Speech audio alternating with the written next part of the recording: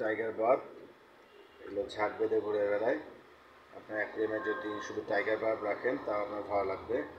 এগুলো হচ্ছে tiger verb, এগুলো ঝাঁক বেঁধে ঘুরে বেড়ায়, সাদার মধ্যে কালো চেক, সুন্দরভাবে ছোটাছুটি করে।